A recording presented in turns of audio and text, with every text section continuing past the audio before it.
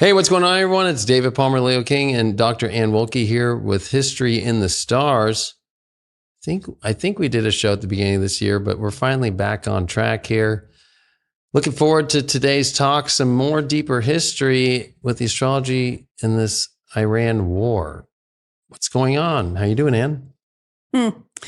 I'm doing good. I don't know why I said it like that. I just feel like this eclipse was big and there's a lot of stuff going on in the world since we last had a show. Yeah.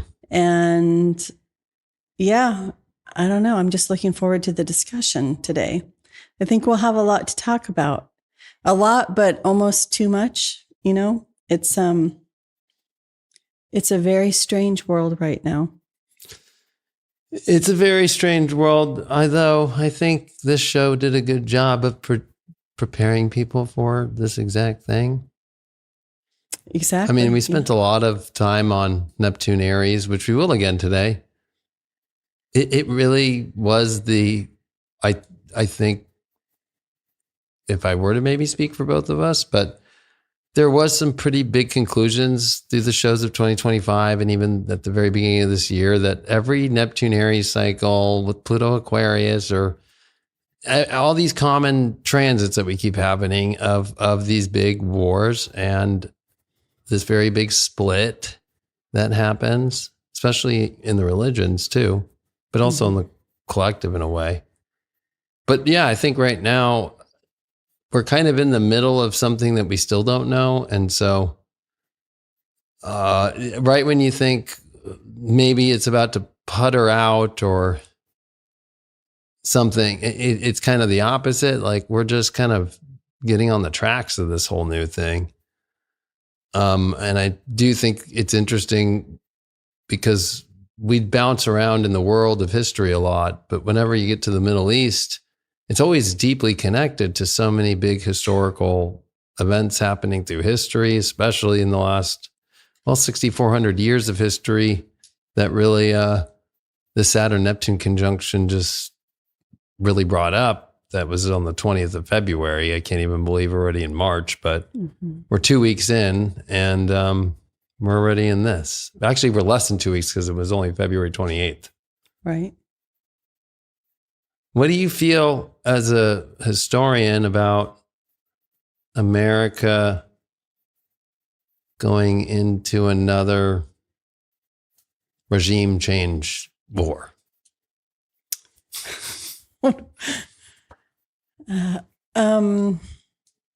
What do I feel about it? It's just the same. I don't know.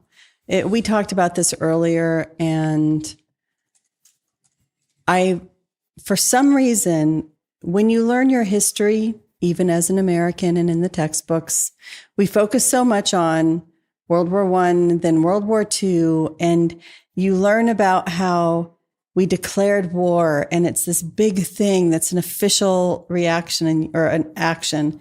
You learn about the Constitution and how the powers are split up and how it's supposed to work to declare war. Then I remember learning about the police action in Vietnam, right? Then you learn about how after a certain point, suddenly we just do these things in the world.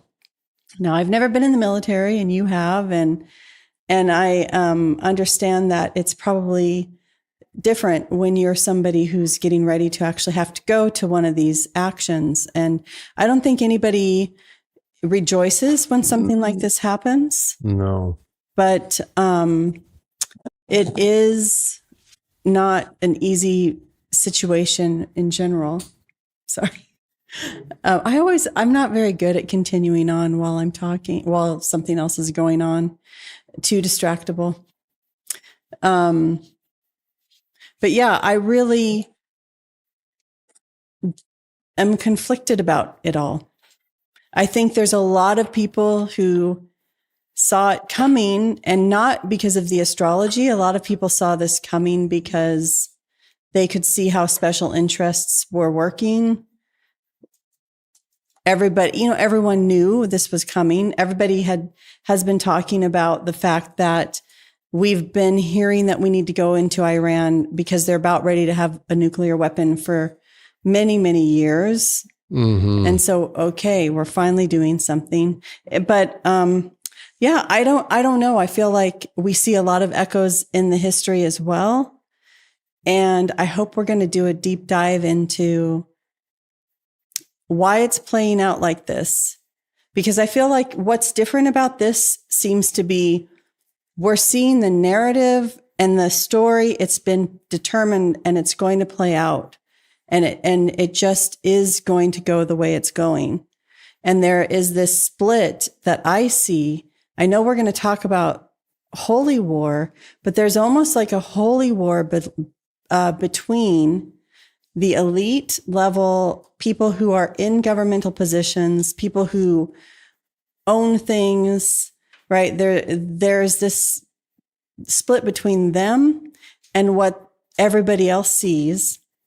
And then you've got a split in the media where I haven't watched any of the mainstream coverage until I came here today, and you had some on and we sat there in front of CNN and I got to watch that. And it was like, I think you pointed out, it's kind of like COVID, but now it's just the war, Right. 24 hours of here's the update, here's the live stream and all of this. And, I was surprised that is still happening because I haven't been watching mainstream channels. So I've been hearing a lot more of a focused, like serious research-based or, discussions and critiques of what's going on. I haven't really watched the propaganda perspective a lot. Well, you know me, I like to circle both sides. So I'm very mercurial, hermetic. Like, you gotta have that, and I need to know the background. Yeah, I am mercurial too. I don't know, but why do I? Mine's on the ascendant, so it's like, I have no problem. Like, let me see the surface, and then let me see. I like to do that So it's too, like- but then I just like to be like, I'm done with that now, and I'm not paying attention anymore. I guess I just throw it in the back of my I don't let it stick in my subconscious. I just go, oh, that was interesting. Like, I'll keep that point, and then Yep. That's where you're more hermetic than I am. I just like throw it away. Like, okay, next thing. But I did want to pull up this blog I wrote back in 2012 because I think this will be a good way to start this Iran situation, because believe it or not, this was when I was, I was a young astrologer. Like, the first blog was my WordPress. And so like my first one was like, welcome to the blog of astrologer David Palmer back in 2011. And then, of course, back then I was talking about the history of the astrology and the transits coming up, right? So that was January 12th of 2012. Who would have thought that 8 years later, on January 12th, 2020, I'd be telling the world, like, yeah, it's a plague, right? But I talk a lot about the old presidents, the coinage acts. It was kind of interesting because I've never shown you this, but. And you have, Edgar Allan Poe. Oh, yeah. What'd you say? I talk about the Neptune Pisces era, right? Very weird. He was born during the time, as well as outlaw Jesse James. Because it was the beginning of Neptune in Pisces when I started this blog. And then when I was going through it, then it was like the astrology of the Iranian witch trials. That's what I called it. So I said in February 1692, I connected what we've talked about before, which of course is the witch trials that were in Salem. And I don't know if you remember, but we had like the Arab Spring in 2011. We had in 2010 into 2011, it was Jupiter and Uranus ingress into Aries, then go back into Pisces, and then go back into Aries by the beginning of 2011. And that is exactly what Saturn and Neptune just did. And we were, and it was ironic, it was during the Obama administration, and we were talking about going into Iran back then. Right. We almost did. We got like that close, and then it was like the crazy Iranian nuclear deal with the cash that eventually turned out, right? But back then I was thinking about how it kind of is this, one, it's the country's in Aries, as well as having an Aries ascendant. So back then I was looking at, well, we have Jupiter, Uranus that were just there. It didn't happen. And it's so interesting that the Saturn Neptune, and then of course, Saturn Neptune is very much connected with regime change and Iranians kind of story in America over the last 7 years. But I think it goes deeper into the beginning part of Aries with Neptune. As we've covered, whether it's, I'm sure everybody on the show knows, the schism that happened with Henry VIII, the Reformation. But also, of course, we got deep into going into the Spanish, going into the Incas and so forth. And then we've seen the Mexico situation begin already. Mm-hmm. And now we're at this place where it's about Iran. But Iran definitely, I connected it to the panic of 1857 when Neptune was pretty far into Pisces. I was writing this in 2012, so this is me looking really far ahead. Like, I have a feeling the euro will be part of the next 5 months as well. Like me talking about a worldwide panic as countries in the euro may secede, which Britain seceded from the euro because they left the EU. So Brexit did eventually happen. Of course, I bring up the dominoes of the dawn of the Civil War back then. I bring up Abraham Lincoln, Jupiter, 1858, the Republican Party. I'm connecting it all back then to the Iran thing and how Neptune at the end, and Iran on trial for developing nuclear energy, just like pretty much any other major country. This is sparking hate from different parts of the world and causing tension in the Middle East. The financial crisis around the world, which is worse now, just being more disguised. Because remember, we were in a horrible recession back in 2011, 2012. But I thought it was interesting. It's like everybody with nuclear warheads is like, no, you can't have one. Right? And like that's what this whole thing was about again, right? And that's what we said about Iraq. Mm-hmm. But this time it's like, well, we already kind of shot it down, but they were saying that they were going to keep enriching it again. So we just decided to say, hey, we're preventing it again. But I do find that it's weird that I wrote this. The country divided, everything from religion, gay rights, Democrat, Republican, rich or poor. The division is tearing us apart, and if we do not fix this, we are headed down the same road as 1861. I wrote that in 2012. January 12th. David, your mic is echoing, apparently. Echoing? Is it mine? It says bad echoing.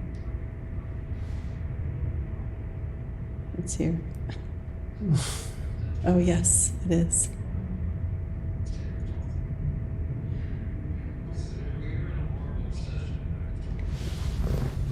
You talk then. All right. Well, then, hello, everybody. I hope that I am not echoing.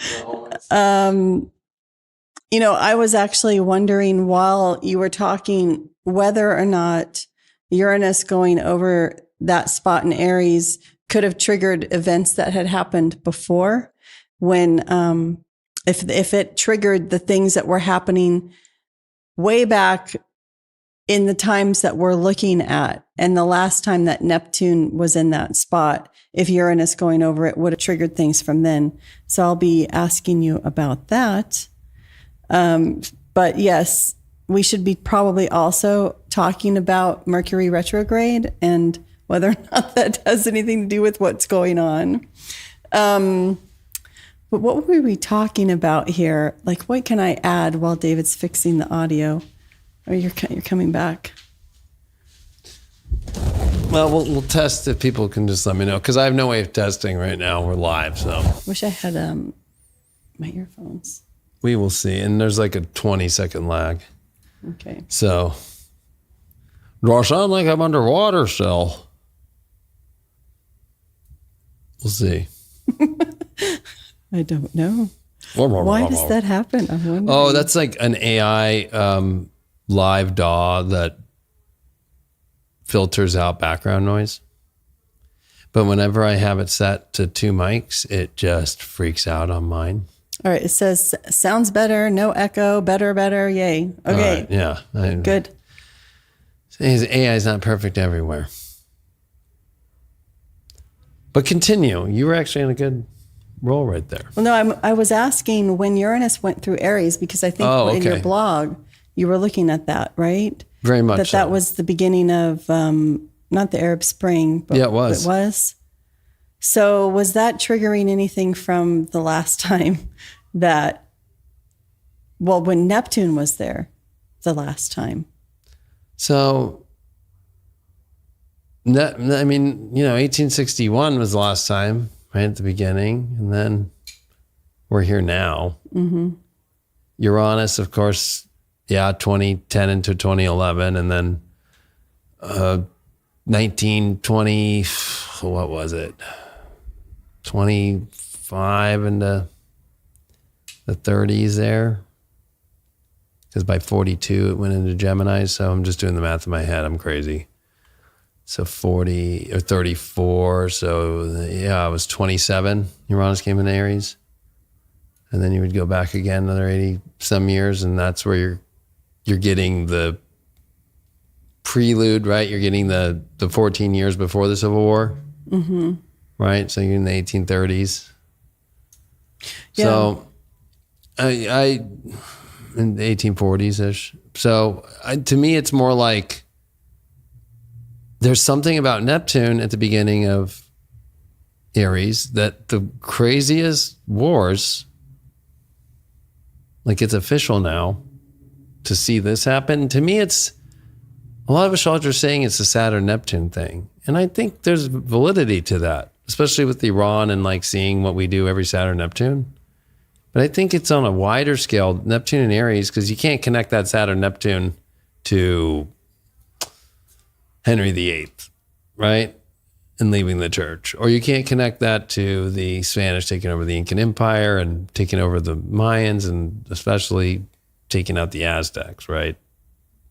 So that's where now it's like the other deeper connection to all this is Neptune at the beginning of Aries, or just in Aries with Pluto and Aquarius, which with a Jupiter coming into Leo to oppose Pluto for the first time while those planets happened was 1054, which was, we covered this like 5 months ago, the supernova. Mm-hmm. And we talked very much about the Chinese recording it, the best ones that recorded it, but everywhere around the world did, except for where the Christian religion split based off how communion should be done.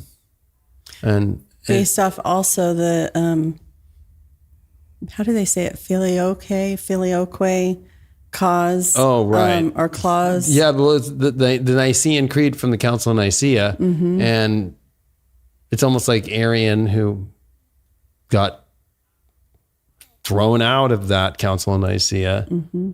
didn't agree with the Trinity. Yeah, the interesting thing that I keep thinking is there going to be a connection in any way. Like maybe you'll think of something here. Because the big issue was the Father, did the Holy Spirit come from both the Father and the Son? Or is it the Father and the Son and the Holy Spirit separately? Does the Holy Spirit only come from the Father? Like the issue was all over, what's the place of the Son? Not the S-U-N, but Christ, right? Where does he fit in the Trinity? And the other issues that, I don't know if I have them. Sorry, I think it's here. Because I was trying to look for a really easy review. I think part of it was after like 800 with, what's his name? He was the Pope and the Emperor of Rome. Charlemagne, right? Mm-hmm. Things. Holy Roman Emperor. The Holy Roman Emperor and the Holy people aren't liking the way that it's going and giving all this power to the Pope. And so actually the Orthodox and the Eastern Orthodox are like, we don't want that. We don't agree with it. It's very much the same way that Henry didn't agree with the Pope either.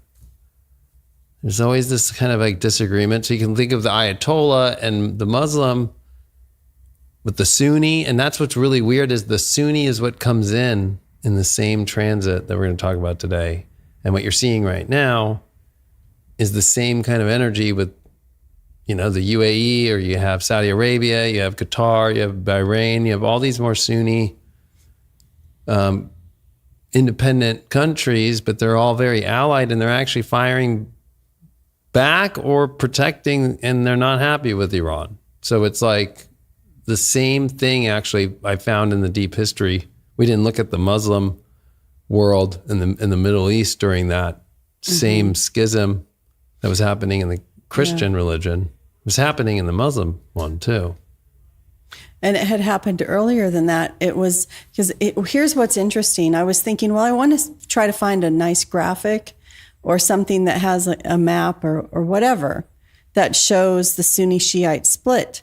And when I saw this, I thought, this is perfect. I have to show it, because February 12th, 2007 is when this was published, because NPR was doing a series reporting on this Shiite-Sunni split that was contributing to conflicts in many parts of the Muslim world, including Iraq. In light of the current fighting, which is along sectarian lines, it republished this series. Oh, okay, so maybe this was just republished. And it says the text has updates, so I wonder what's different. So this goes into the fact that there are Shiites are the minority, making up about 10% and 15% of the Muslim population, certainly fewer than 250 million. Shiites are concentrated in Iran, southern Iraq, southern Lebanon, but there are significant Shiite communities in Saudi Arabia and Syria, Afghanistan, Pakistan, and India as well. But then it talks about the origins of this. Oh, also, Shiites constitute 80% of the native population of the oil-rich Persian Gulf region. And it talks about how the original split happens in 632, right after the death of Muhammad. And that it's, some people wanted the followers to follow someone Muhammad appointed, and others thought, no, it should be someone related to Muhammad. I think we've talked about this before. Right. But I'm wondering, in 632, was there also some kind of similar astrology? Let's look. And then it's I'm actually never really kind of like, this is actually kind of exciting, because I'm like, that's the death of Muhammad? Okay, let's see what that is. Like what made people so enamored by the man who had child, I'm not going to go into that, but is there a date? But why? Is there a date? I bet you I can find a date. Oh yeah, I'm sure you probably Muhammad's could. death. But I'm just thinking that what's interesting, what I think that we see when we look at a lot of these events, you can see connections between these cycles, that things happen, and then when Pluto comes and opposes something, or Neptune crosses a point, or with the conjunctional astrology, you can see how things build on old things that happen. So if you're thinking Muhammad is around in the year 632 or 631, Jesus really, in the whole scheme of things, is not that much before that time, right? Right, because even Rome falls in the 400s, but the gospel, but then it kind of comes back. It's not really that strong of a religion till the 800s. Like it. But clearly there was something at that time that these charismatic religious leaders appeared, or stories were made about charismatic religious leaders, or whatever you want to believe.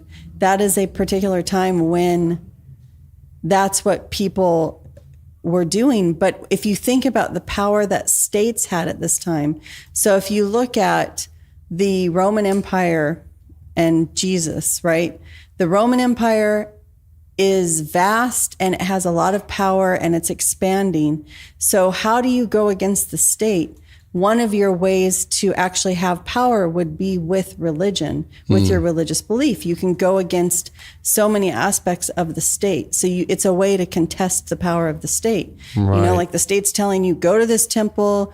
In this region, we praise this particular version of Jupiter, whatever it is. Like you guys get Venus, or you get Sulis Minerva, or whatever. Right. All these different gods and goddesses for each region, and you're supposed to go to the temple or you're going against the state.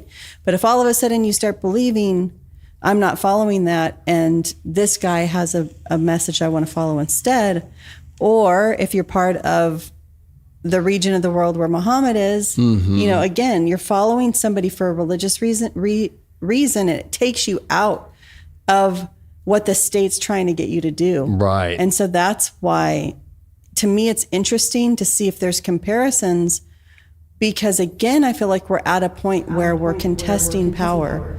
People are contesting power, but the elites or people in charge want to continue a particular narrative, and we're trying to go against it, I think. I would agree with you. All right, so what was going on at this time? So his death date is June 8th, 632 in Medina, Saudi Arabia, which I think is interesting because Saudi Arabia is actually, there's a lot of hot action. Iran attacking Saudi Arabia right now. So that's just weird. This is not just like the Iran war that's in 2026 is not just like a very just these two countries or these three countries, like Israel, America against Iran. It's like Iran shooting at all these other Middle Eastern countries. So it's kind of like being in a bar fight, and you're instead of like, We're both. it's 2-on-1. It's kind of like, I'm going to beat everybody else up in the bar when those are the people that you would think would help you, right? So now you have everybody against you. We're echoing again, both of us. Oh, really? All right, everybody. Mercury retrograde. If people can get more context, like is it all the time, or is it when one person's not talking? That It helps me says out. y'all are both echoing massively. Crazy. Let's see. There's not. I don't hear it. I don't hear it. I don't hear it either, but I'll put it on you. I'll fix it. But everybody's saying it, so retrograde. All right. Am I still echoing? It was more David's. It's on and off. All right, everybody. Thank you.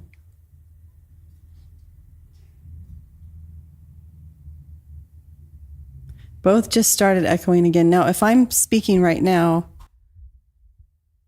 are you hearing an echo? Mine got better. See, it's because David is so mercurial. He's more affected, his voice. That's my brilliant astrological interpretation here. Anyway, all right. He's almost back. If it's not going after this, then I don't really know what it is. Hello. We're just going to go with it. Okay, so where were we at? And Mercury retrograde. You were talking about a bar fight or something? Oh, yeah. So Iran's kind of in a bar fight with all of its neighbors. But back in 632, I think it's just really interesting. It was Saturn exactly sextile Neptune. So there's definitely Saturn, Neptune, whether it's sextile or, of course, seeing the conjunction. It's kind of like the Epstein thing, right? Like Epstein was born with Saturn, Neptune conjunct. And all this stuff comes out with Saturn, Neptune conjunct. Is it bad? It is echoing. Okay, hold on. We could hold the microphone and pass it back and forth. All right, so Epstein has Saturn, Neptune conjunct, and Saturn, Neptune are now conjunct. So it's bringing back all of that. But I feel like that, I hope that my mic is not echoing and annoying people, but this is something that I do hope we'll talk about tonight. I know we're going to talk about this idea that there's a holy war kind of, or a religious war that's springing up amongst the Sunni and Shiite split in the Arabic world, but also that you've got a lot of people fighting against each other who traditionally would be on the same side based on their religion. That is something that we saw also if you look at King Henry VIII's time, which is the time that I know the best, which is another time that has some echoes to today. Echoes are just like the theme tonight. But at Henry VIII's time, when it was Pluto in Aquarius and Neptune in Aries, this was a time when France, Spain, the Holy Roman Empire, and England are all the big powers. They're contesting for power, and they're trying to leverage for space in the rest of the world. The church is losing power, and states are gaining in power. And so I feel like there's some themes that are similar to today, because there is a power balance that's been dismantled. And at the same time, elites or the people in charge could distract people from what was actually happening through the use of print, because media was new at the time, and they're spreading all sorts of stories to try to distract people or to keep them on the script that they have for their people. So, the Protestants have tons of anti-papal literature that they're spreading amongst people. The English have all sorts of things that are anti-Catholic, right? Everybody's proselytizing their own views. But meanwhile, inflation's starting to increase in England, and England or Spain was actually causing a lot of inflation in the rest of in Europe in general. Bankers are gaining control or having more power at that time. And I think we see a lot of themes coming up in similar astrology as this time as well at that time. In 1054, again, you have a situation where the church is fracturing, where the hold that the church has on people is starting to come apart, because people had those different, they had different beliefs for years until 1054. The Eastern Church had different practices. They had different types of communion bread. In the East, they had bread with yeast in it. In the West, they believed you shouldn't have that in it. And each of them had biblical cases for it. So it's like there's something about this astrology that makes it so we can't live side by side with different beliefs and different practices. It kind of blows up at the same time that the world is sort of also falling apart. Big power structures are losing control. I heard movement. So there is the end of my mini lecture on something. It was good. I don't know. We'll see. I mean, I have like every DAW turned off, but the ones that would not cause an echo, and there's no speaker on. If anybody thinks there's a speaker, there's no speaker on. There's no in and outs incorrect. I've done this so many years. Maybe it's just the astrology. Maybe it's just Maybelline. I think it is. It's Maybelline. Did it fix? Learn to read the lips, people. Anyway. I don't know if it got fixed or not. Oh, it says you both sound perfect now. Yeah. I thought that Thank you. I thought that would work. So. Oh, someone said when we screen share, it brings the echo. Well, we'll see right now if it will or not. Shouldn't, because there's no sound.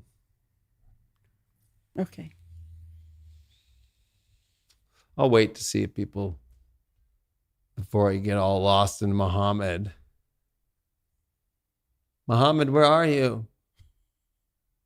I'm not saying anything about Muhammad. Someone says no, it's fine. Yeah, better. There we go. Okay. So I find that Saturn Neptune, although it's kind of interesting because I'm looking at his chart of death. We're looking at the death. And so I feel like he already had his pull on people. So to me, it's like looking at Pluto at 1 degree of Taurus. It was actually through Pluto Aries, which is extremely long.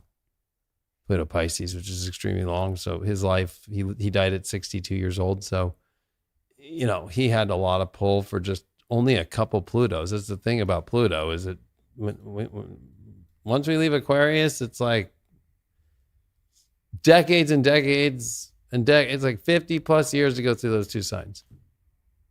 So he spent most of his life with just Pluto in those two areas. But again, that's the beginning of Aries kind of thing.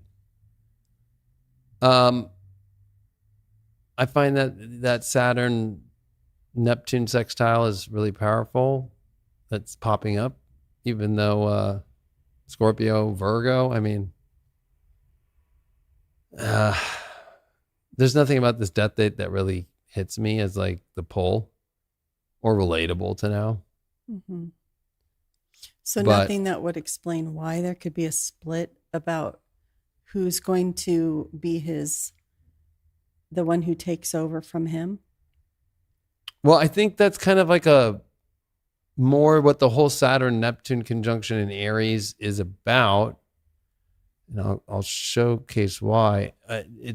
If you go back to, we can just do the what was it again? 4361 BC.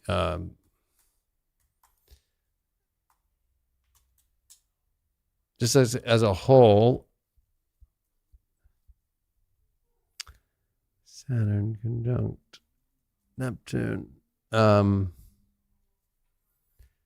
Yeah, so oh gosh. Transiting, thank you. Okay, so here's the conjunction of Saturn, Neptune, and Aries back in 4361 BC. I actually talked about this at Conscious Life Expo last week with Rick Levine, that none of these religions existed yet. Not even Babylon. So like, to me, the whole split is with every religion, right? Like even in Judaism, right? There's people that are doing this version of the Torah, these other different books. You have people that believe in that it's plural Elohim or it's one. Then you have in Christianity this question of the Trinity. But really, if you look before these religions, that's the Babylonian, and then it's Mesopotamia, and then it's Egypt. And so there's just this constant zeitgeist that's been happening, and we're at the end of the zeitgeist. And now people are squabbling over who's the right of that, but it always deals with the Neptune Aries situation.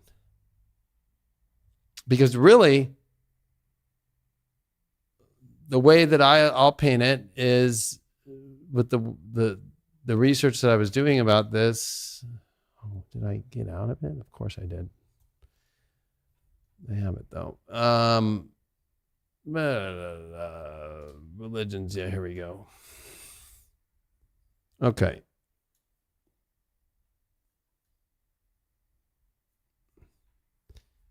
So I gave here's the quick summary. As I said, okay, after the 1054, and we'll show that astrology again, Neptune Aries, Pluto Aquarius, Jupiter and Leo, opposite Pluto and Aquarius. There's a couple other transits that are similar to right now in that. So out of all the 6,400 years, the 1 year that everything that we're in right now that's similar is that year. Is the 1054. Yeah. So, we covered the split in the Christian side of things. We didn't really think about the Middle East. We were looking at more about who saw the supernova. And ironically, it was in, the Gemini area. But a clean narrative of how to connect the events of that time period with what's happening right now. So while Christianity split Rome versus Constantinople, Islam was already a multipolar. Baghdad's Abbasid Caliphate existed, but real power was contested by Shi'i dynasties and rival caliphs in Cairo. Right after 1054, a Sunni superpower. So this was the beginning of the Sunni power coming in that was going against like caliphates and also... So the Seljuk Turks. Right. And more of this kind of like what you would see in Iran today with the Ayatollah, but like the versions of that then kicked off at the same time. And then I also looked at what was happening in Jewish life back then, and it shows that it was a different survival strategy. It was networks. And so there's a bunch of Geniza documents that reveal communities thriving in trade and law across regimes. Now look at 2026, the region is again about competing orders and coalitions. The U.S. and Israel coordinate militarily. Multiple Gulf states coordinate defensively. Europe aligns diplomatically. Some neighbors urge restraint, but the repeating pattern isn't religious causes, that religion causes the war, but the pattern is legitimacy contests and security dilemmas that drive institution building, alliances, and narrative warfare, and religion becomes the language people use to justify the choices. Mm-hmm. I think that's a great way to describe Neptune at the beginning of Aries. Mm-hmm. I mean, and I think that it says the repeating pattern is religion causes war, right? Yeah. But it's not saying that at that time in 1054 that wasn't true. So in 1054, it could also have been that it wasn't the religion causing the war, because that's what I was just thinking about is for years and years, people coexist with different beliefs.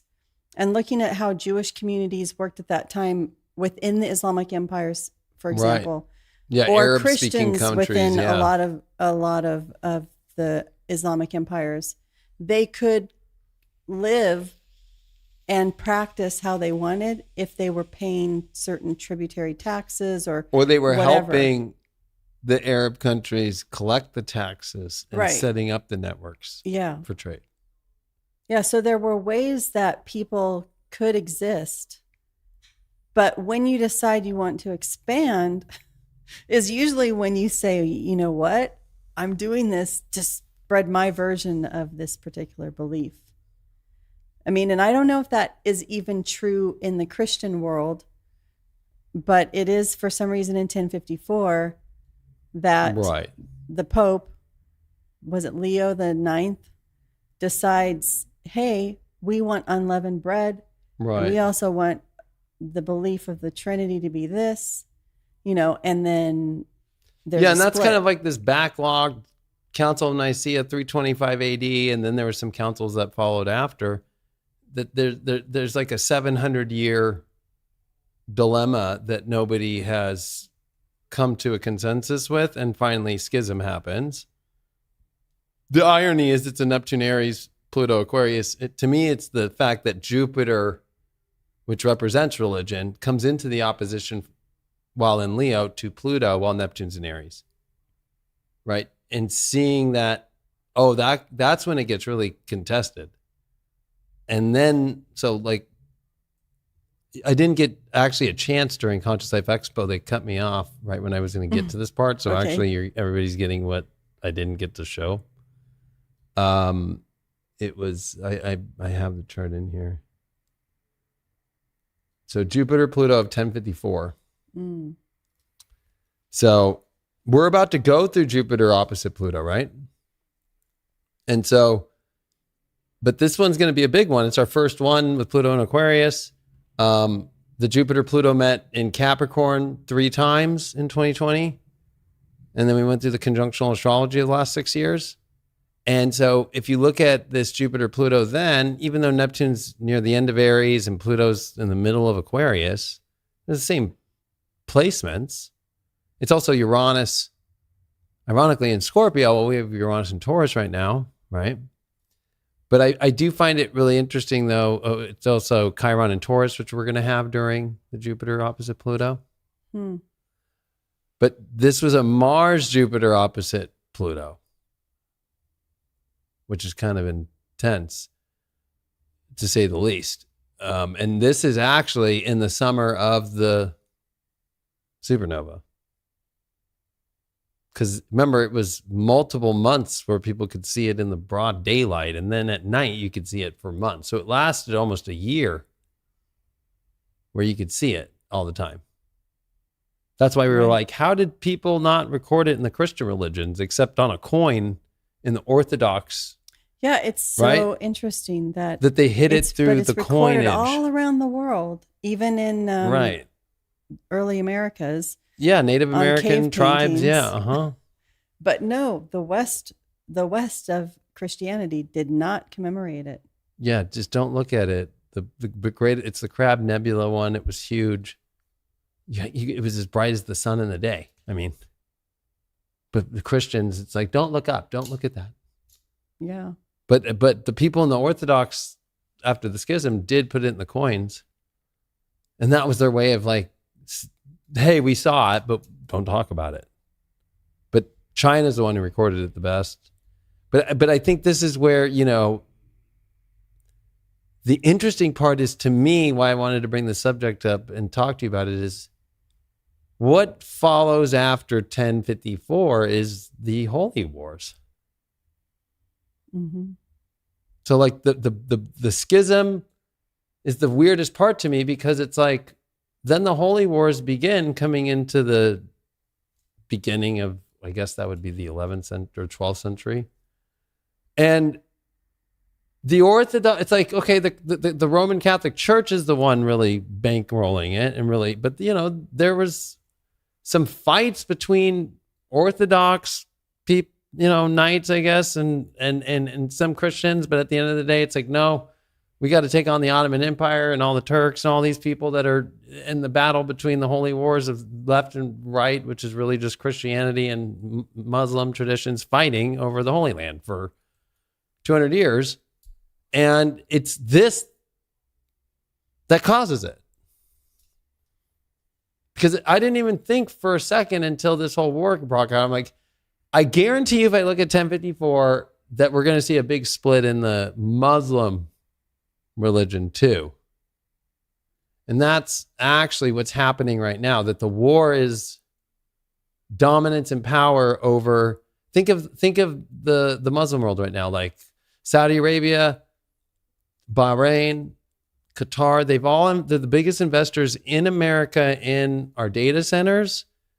The petrol oil goes through those places, then they invest into our stock market with it, and it all comes back around, right? So they're very heavily Western.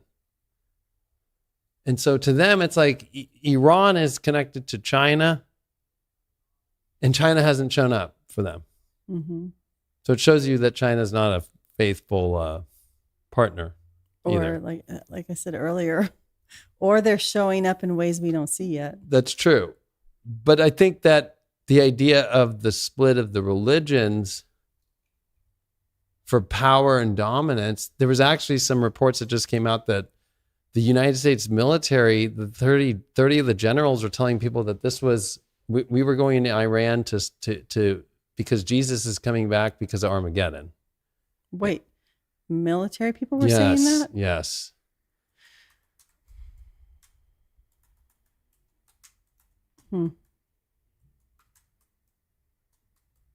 You're not going to believe that. Jesus return.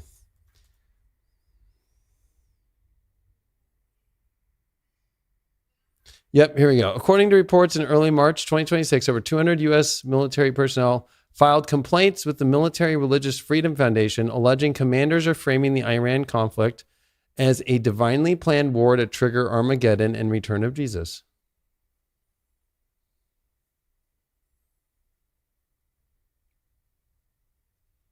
U.S. troops told Iran war is God's plan to trigger Armageddon. This is something that would have been said 1,000 years ago. Right. Yep. So that's why I picked 1054 as the closest astrology to what we're going through right now.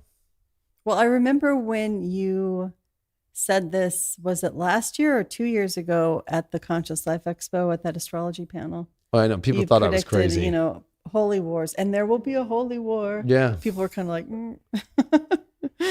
So, but that's what's setting up right now. And to kind of we'll just run through these last kind of things on this, like, bigger part of like what was happening in the split then in the Muslim tradition, especially in Islam, was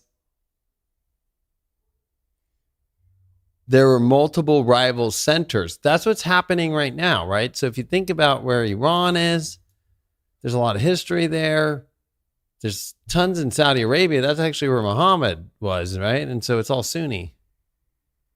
And so it's almost kind of like Iran is kind of weird, kind of like being on the other side of a very small gap of ocean and like kind of wanting because if you're Shiite and you're all about the Ayatollah and you're all about the Republic Guard and all that stuff, you believe that the Ayatollah is got some sort of blood connection to Muhammad.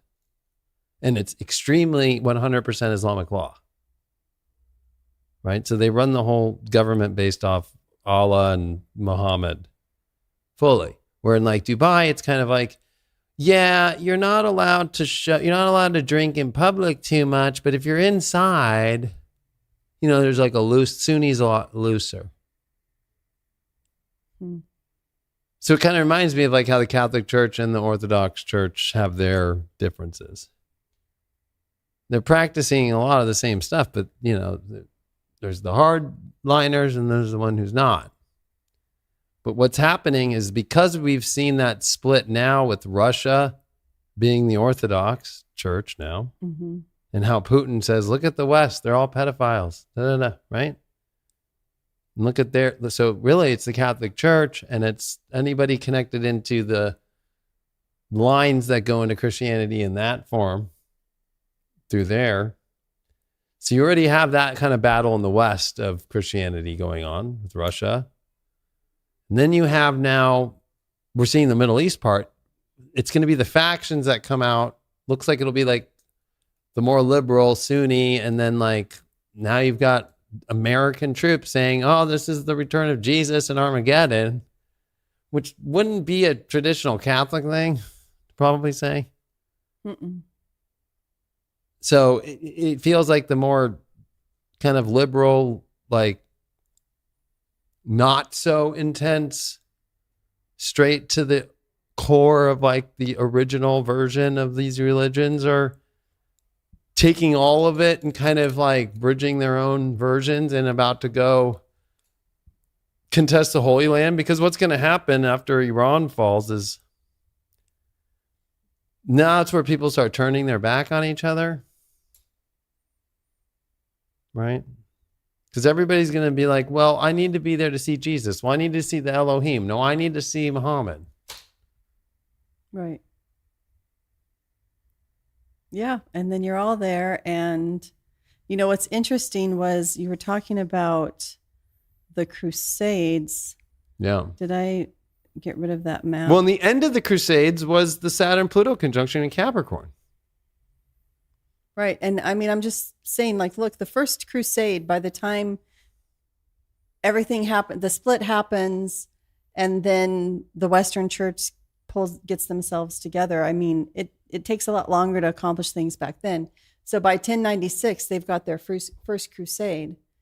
And then you keep crusading because meanwhile, you're trying to capture the Holy Land. And once you do, you have to figure out, how do we hold it? Who's going to be there protecting everybody to make sure there's access? Right. And then, okay, well, the Christians have it, or is it going to be captured at certain points by Islamic powers? And are they going to allow Christians in or not? And it is always, like you said, everybody's left behind, or, if they're left behind, because maybe Armageddon really happens and everybody who's Christian goes and whatever happens. Right. Because is that Armageddon where that's happening? I don't know. Does that happen after Armageddon, that everybody gets saved or not? Or... Supposedly you're not supposed to stay here on Earth and you get taken up, and it depends on how deep the version you want to go, right? Unless, it's going to be all this darkness and you got to put the blood on the fucking door and shit like that. But then meanwhile... That sounds like Passover to me. Is it Passover? Well, I mean, like that's Passover? taking old, biblical text that's not new. It's like the Old Testament stuff and doing sacrificial blood and putting it on your door and then not looking And there's been a lot of sacrificial stuff right? lately. Correct. So it's like, so lots of, who knows what all has been happening in preparation for this too. Because the idea is too that if you go there, you believe you're being rewarded. And also, right, if Yeah, I you're have a better map. participating in a jihad, oh good, then you're also going to right. receive a reward. And what's so interesting though is that every time, I mean, I'm thinking about the CNN coverage too, and how I know now they're all red-blooded American, throwing American flags, and not throwing a tizzy over the war. Like, oh, but they were. I'm like, tizzy what? was the way that Trump's talking about their cover. I don't remember what it was. Yeah, and it was just, because what they're just are we waiting for the talking next about? bomb to drop to cover that, so they just find something. But I was just thinking, actually, where all the bombs are hitting today are out of this area, right? It's kind of, it's Well, yeah, because not it's about this local. Holy Land, right? So it's like, what's really weird though, because where Constantinople is Turkey today, and the Turks, right? Mm-hmm. Well, the Kurds now are in that area, and now the CIA is about, they just gave the weapons and they're going to have them try and uprise in Iran. So what's really weird is if you look at the map now of the Kurds, CIA, Iran, it's everywhere right now. And if I just were to do images, right? Oh, geez. Just a jerks. Kurds. It's funny that there were pictures for this. Imagine. Map. So this is where they all live. And this is what's really weird. This is the Kurdistan by the CIA 1948 map. It hasn't changed to where if you look at today on CNN or anywhere else, that all the Kurds that are going to go into Iran, right, that are friends with Turkey, that are friends with especially a lot of Iraqi people, right, they're going to go take a risk and go, fuck it, we'll go into Iran. And if you were to look at a map today, it's the exact same map that they're about to play in this next 2 days or whatever. So to me, it's like, when I think of the Holy Wars, this is the hot spot. Turkey, this is the Ottoman Empire. And also, if you look back, I have this map of the Seljuk Empire. This is from 1100, but isn't it interesting? The yellow were the Seljuk Turks, like that. That's their empire. And that would have been, I mean, the fact that they're expanding as well, and the Byzantine Empire is under threat. Well, Medina is where Muhammad died. Yeah. And Mecca is, I think that's his birthplace too, right? Yeah. So Mecca is where you. So it's kind of funny because to. everybody's always got a connection to Egypt. Like they say, after Jesus' birth and the virgin birth, and it's like Mary and him went to Egypt. Now the Bible doesn't say that, but that's what a lot of the tradition says, right? Mm-hmm. That's where he learned to be a healer, and that at 33 comes back. That there's this, what's the actual story? Is like that Jesus went on his pilgrimage, or he was a healer and just healing people throughout. In the parts where we don't know what happened. Where we don't know what happened, because you only really know after 33. Yeah. His birth, and then 33, and then his death, and then his death and his resurrection. Hmm. It's like a really quick story. It's not like an in-depth Jesus, the man, the legend, the guy who heals, the stigmata around Jesus. Tonight on 60 Minutes. Or CNN. What's interesting about that whole story to me has always been this. Jesus' story is kind of deliberately not place-based, right? Yes, you could say where he was crucified. So do you want to commemorate where he was crucified for all eternity for Christianity, right? And there are people who focus on that. But for Muhammad, it's absolutely place-based, right? That there is a holy city, and one of the tenets of Islam is you take a pilgrimage. Right. To Mecca. And yeah, so you can see why there would be a contest amongst these different Islamic empires over contest for, like, we want to control Mecca for sure. Like Medina, okay, it's another holy place, Right. but Mecca is the holy spot. And it's interesting how it's almost like the Christians thought, hey, we have holy lands too. We need to get over there and get our place too. But it's also kind of interesting that Muslims they actually acknowledge Jesus, right? Yeah. And so part of the holy war thing is kind of weird because it's not like they were fighting for Muhammad that was based in Jerusalem or something. Mm-hmm. But that there was connections to Jesus in the story that Jesus wasn't the true prophet, right? It's like, no, the true prophet is Muhammad. Mm-hmm. So it's really weird because actually at the end of the day, right now you're seeing, I know it looks like it's the West against the Middle East, but right now it's most of the Middle East and the West against Iran. Mm-hmm. Let's get rid of these dudes, the last of the Shiite, and then we'll duke it out between each other later. Yeah. Because right now, like all these countries have to do is like say, hey, we're pulling the plug on the money. Or like, what is Iran attacking right now? The data centers, right? That was the first thing they hit in Dubai. That's where AWS, right? Amazon Web Services and Claude codes based out of there, Claude, Anthropic. There's so many, they're hitting targeted spots. They're hitting everywhere where there's sanitation. The things that these countries rely on, whether it's oil or it's about trade with America through petrodollars that go into the stock market and all that stuff. So actually, Iran is kind of strategic. It's like they're not just like trying to only hit Israel. They're like actually hitting more all these areas. And that was the shock, right? Like, what? They're hitting Dubai and everybody's like, what? And then why are they hitting they're hitting American bases too.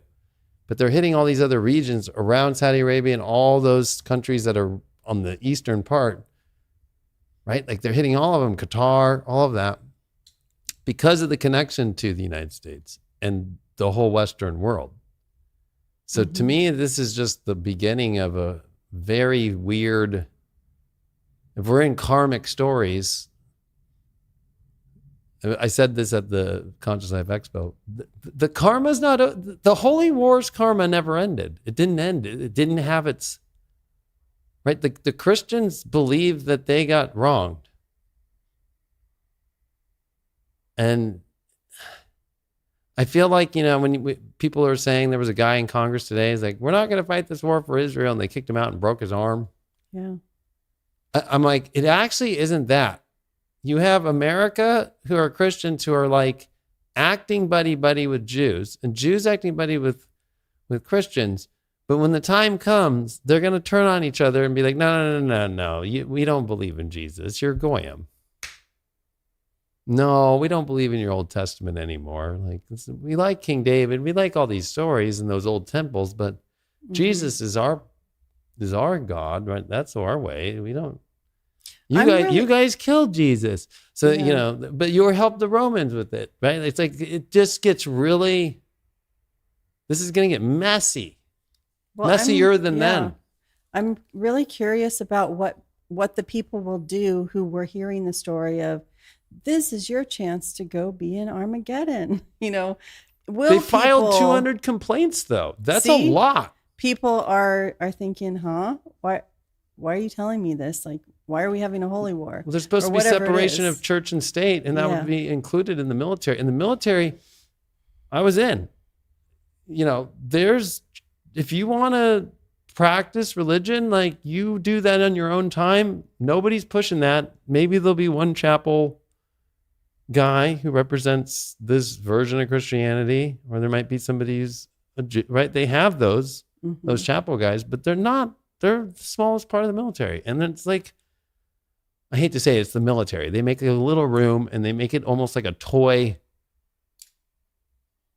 church that's it's like smaller than normal, and it's just like, hey, yeah, 5-6 people can come in here and kind of sit down and just kind of pray to God. Okay, get back out here.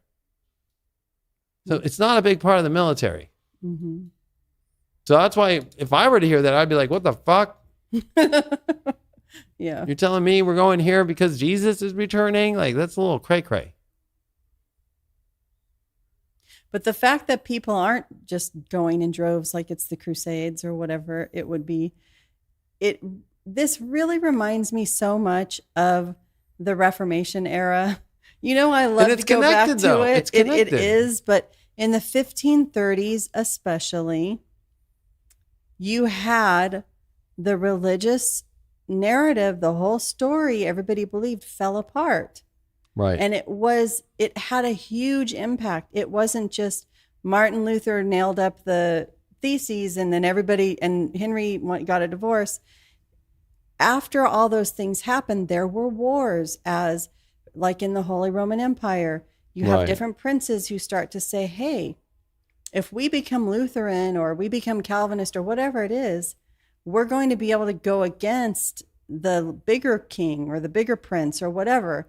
And maybe we can have more say over what we do in our region.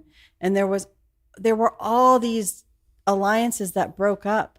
And you started to have things like you could have, France talking to Spain, or actually, let's say England could talk to Spain about having an alliance against France, even though they all have different confessional backgrounds. Like you've got super Catholic, then you've got Protestant, Anglican, whatever. Mm-hmm. And then you've got France that has both. But people start to talk about the power of their state more than religion. And when religion came up, like there were people, I could go on, like the Swiss peasants became known as really great mercenaries. And part of why some people could be really good soldiers, and also in places like Scandinavia or Sweden, they were great soldiers because they could be organized around religious beliefs. Right. So you start to get situations like later on where religion is used by the military or by the state to kind of get everyone on the same page so they'll be better fighters and to take down bigger powers. So because of that, it's like that's what you're seeing, is that you've got the opportunity now. So Iran's not just going to sit there and go, oh no, our holy lands are under attack, or I don't know, whatever. Right. They're thinking strategically about, here's our opportunity to try to now contest the powers that they would have seen as controlling their lives or whatever. America just tried to tell people like, yeah, the people are going to uprise and they're going to they don't want this. But actually, if you start bombing a country, that actually gets people more in alliance together. Like I always look at the example of like France when it got bombed and Hitler came in, or especially mainly Poland, like the Polish revolutionary people that like, not many people don't talk about that, but like the people in Poland that were under so much siege by the Germans, there was a coalition of rebels that went against the Nazis in there to defend their families and all that stuff. Because of the bombings and just the takeover, like if that starts happening, people aren't going to just go with like, oh yeah, hey, we're happy to see you, Hitler. Mm-hmm. Hitler thought that because of Austria, just like, yeah, right. That was like, I forgot what it was, but it was like he walked in with roses or something, and everybody just like, yeah, we're fucking Nazi now, But like when he did that with Poland, it wasn't that. Right, because people have national allegiances, and I mean. That's why also watching the coverage, it's just hard to have studied things like Vietnam or trying to think of other situations, Afghanistan, and to sit there and hear the news coverage where they're trying to say, like, it's very sad to have any service people to be honest, who's to know about the last like month to 2 months that they said that those 12,000 civilians that were uprising against the Ayatollah, were actually happening, and like supposedly it was like because we put in Starlink in there to get people images, but who knows if it's not just the CIA and just getting some CIA people who say they're living there and to call over and say that's happening. It's really hard to determine if that actually happened because remember the internet was out and the TV was out. So it's kind of like, was that all just set up to make people go, oh, well, I know that he's a piece of shit, right? Well, then there are many Iranians around the world who left the country because of the oppression. So we do know that it is Right, not the nicest place to live for people. We know that Mossad and the CIA had dentists in there for the last decade and putting trackers in all their teeth to know where they needed to go. And then they had tapped into all the cameras to know where the Ayatollah was going all the time for 2 years. So it's very hard for me to just take whatever they say. Right. I mean, it is hard, especially when you hear about the sound weapons used in Venezuela, right? Or we don't know all of the capability that the government or militaries do have. So we don't know the ways they could be in there indoctrinating people or causing them to do things against their will or whatever it is. Like the thing is, we don't know. There's so much we don't know now. And it's funny or interesting to see that in the context in which like the Epstein files are opening up, and I hope I can say that word on here, whatever, or disclosure stuff is coming out. Like in that world, when all of these things people believed were conspiracies suddenly are coming to light, and it's like, like these things are all right and you can look back for 50 years and these certain lies were being told. Right. Oh yeah. And so why are we supposed to then turn around and believe what's happening? And it's almost like, well, let's pull out religion. People will fight for this, It's sad because I mean, that story's true. That's what all these soldiers in America heard going into this. It was funny because I pulled up Muhammad's chart and now it makes more sense. He was born with Saturn opposite Neptune. Right? So he died on his Saturn return because he died with Saturn sextile Neptune in 632, was it, right? He was born 520 or 571, April 20th, Julian calendar. And it's interesting because he's Saturn exactly opposite Neptune with, a couple degrees, but he's Sun opposite Jupiter and Saturn. But there's that Saturn-Neptune connection. So there's the opposition, and then he dies on the sextile. People who are born with Saturn-Neptune, I think it's probably one of the more perfect things of karmic, because if you think about both planets, they're very karmic. One's kind of got like the bones of your skeleton, the karmic that you leave on this earth is remembered. And then the Neptune element is like, there's a karmic spiritual part of it all too. So if people born with like Saturn, Neptune conjunct, opposition, square, they die with a sextile and an opposition. It's so weird. Like Epstein, for example, all of his stuff just came out finally when Saturn and Neptune are together when he was born with it in Libra. So sometimes if it's the conjunction, it'll be the conjunction again. Or in the case of Muhammad, it's the opposition and the sextile. And then he's coming up in the contention of all this stuff as the Saturn Neptune is happening.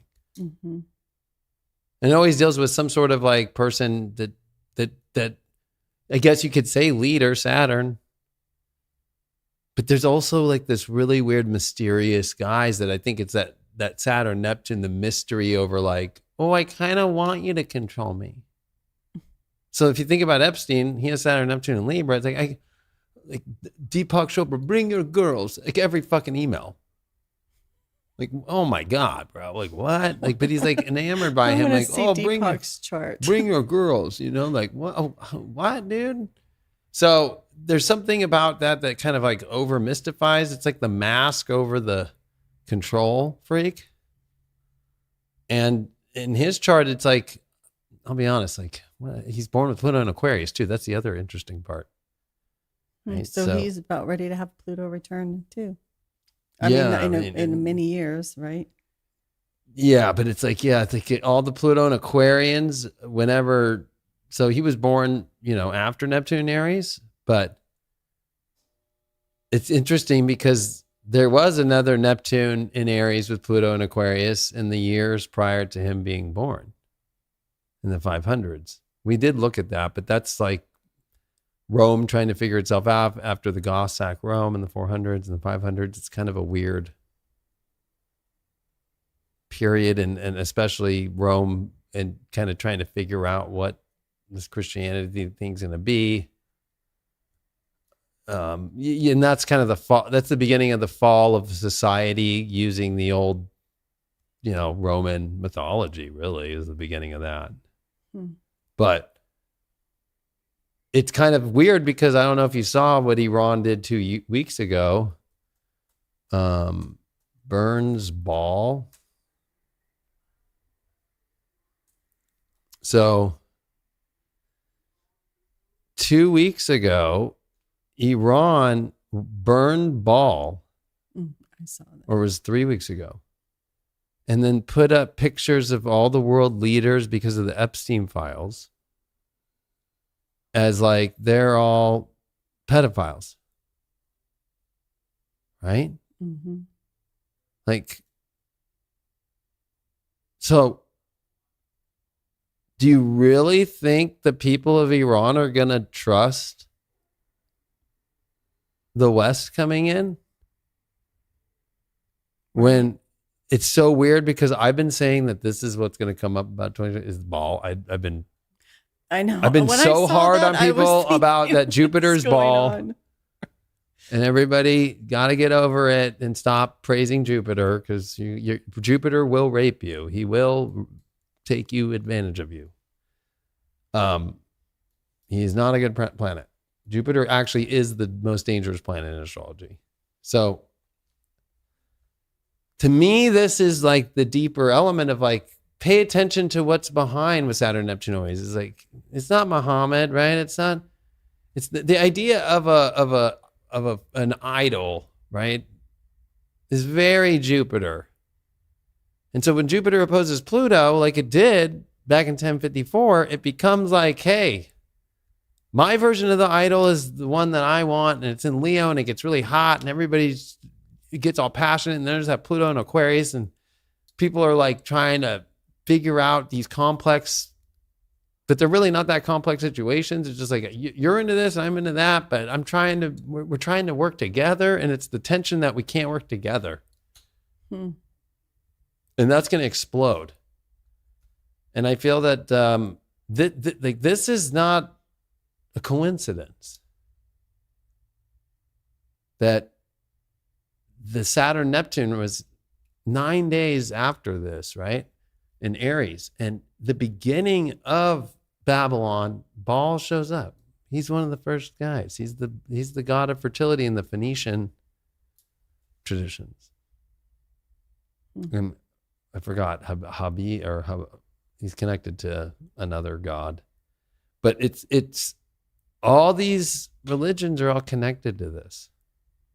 The irony is even kind of Muhammad is too, but I guess that's why the holy wars are really, the Muslims were in there, is that Muhammad was separate from all of that. By putting their stuff in Mecca, not where Jerusalem is, not where Babylon, not where, but that's what's funny is Babylon and Mesopotamia are the Middle East. So it's so, talk about a complex situation. But it's this idolization that people have lost themselves in. But what's interesting about both early Christianity, I mean, before the church, before the Roman church or Orthodox church, I guess. So early Christianity and early Islam were both trying to set up a structure of religious belief that was not going to divide people. And I know, for one thing with Islam, it was, we are trading people. They were active in trade routes. And the best way to conduct trade is to have toleration of some sort or try to avoid division amongst the people. So you can say, yes, we're going to have this central place. We're going to have Mecca.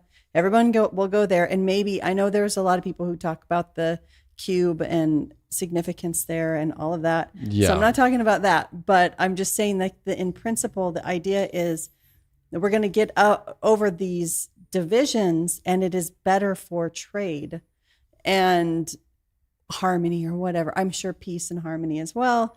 Christianity was also about, hey, let's not use our religion to fight each other. And those things get picked up and used to justify wars. And that to me is the most interesting thing about it. And I'm thinking, really we've looked at that, and you've done a lot of work looking at Constantine and that first point where Christianity was used to justify or to unite soldiers, really, right? Right. To get everyone unified behind a common cause. So all the soldiers will, I don't even know, be able to go on the battlefield together, and all will be good, and the Romans will win, right?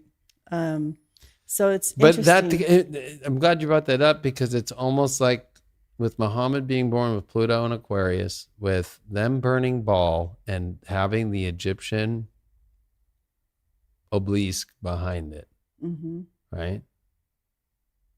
Which represents DC. What is that? Was that temporary and put up for this? Yeah, and then Ayatollah was the one who did this 3 weeks ago. I saw the Baal statue, but I didn't see the Egyptian. I know. obelisk. Well, I'm on some weird, I don't even know. I'm on some Shiite site, I guess. Ready to go camping? I don't know. Hey, I'm a Shiite. Oh, look.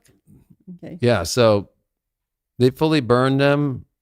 They have and that's what's funny. Even though that's actually not Egyptian, those are the original Phoenician symbols right there. So if you look up Baal, right, and you look him up, and the fertility god, this is the original one right here, and there's a little kid, okay, with his hand over his head, like Anthony Weiner and Hillary.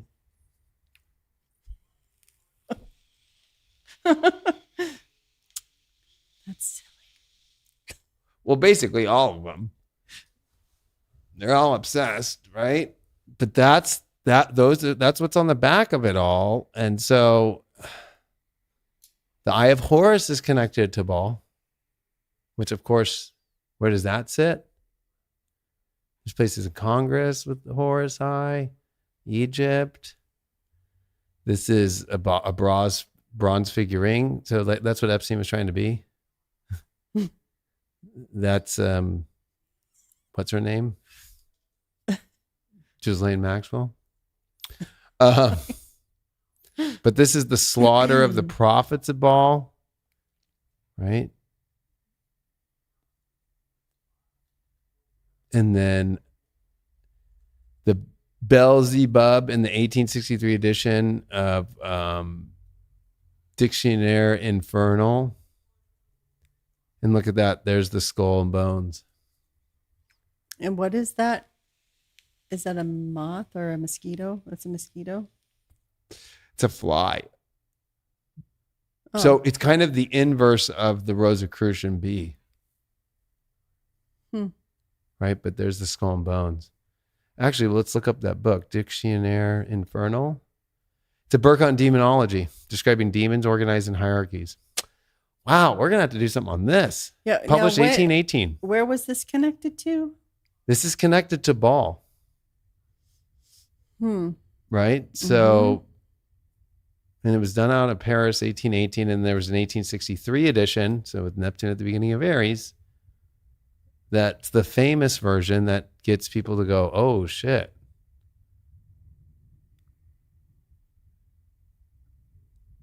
Characters, book, deeds, causes which pertain to the manifestations of magic of trafficking with hell. Trafficking with hell. Divinations, occult sciences, grimoires, marvels, errors, prejudice, traditions, folk tales, superstitions. I'm going to get this book. But only God can know the punishments meted out to the guilty or the place that holds them. Oh, Roman Catholic theology. Here we go. Oh, okay. So there's Baal there, but the Beelzebub. Is it Beelzebub or how? Beelzebub. Look at that. It's got the trident. Neptune. Weird. With the skull and bones. And then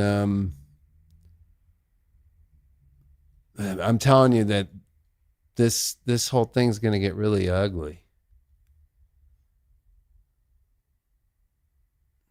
Oh, it's Hebrew.